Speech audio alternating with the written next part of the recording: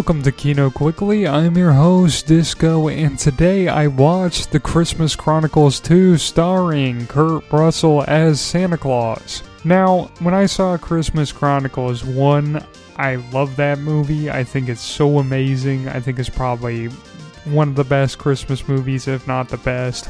And I thought there's no way they can top that movie. But Netflix went all in when they were making this movie. They got Chris Columbus, who you might know as the director of Home Alone, which is one of the best Christmas movies, and they brought him out of retirement to make this movie, Christmas Chronicles 2. So they were not pulling any punches when it came to the production of this film. And I gotta say, it really paid off. This movie has some of the coolest creature designs I have ever seen in any movie. And I'd say, if you want to watch a movie with cool creatures, this is the movie for you. If you like the elves from the original, you're gonna get a lot more like that. Also, I loved what they did with the elves and the story in this movie. This movie is a lot darker in tone than the first one. It's both darker in tone, color palette, and characters. And even the cast. This movie was very exciting to watch, and I saw these creature designs. They're so cool. And you know, you don't see cool creature designs anymore, so it was very cool to see that. You know, you see something like Star Wars, and they use the same old creature designs they've always used since like the 70s. But then you see something like Christmas Chronicles 2, where they're making these new creatures that you have never seen before, and it's so exciting to see something new that doesn't exist in the real world.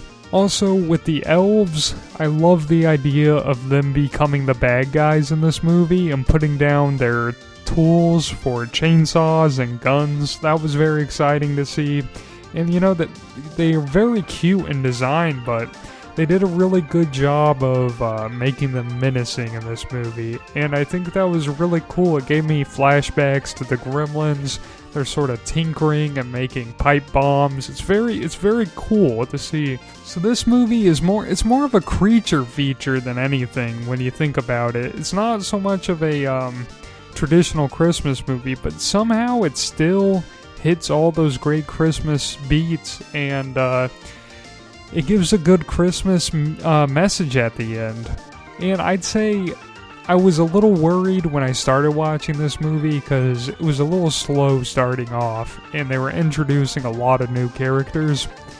But it all pays off in the end when you get to the ending and see all the stuff they introduced just resolved so perfectly in such a cathartic way.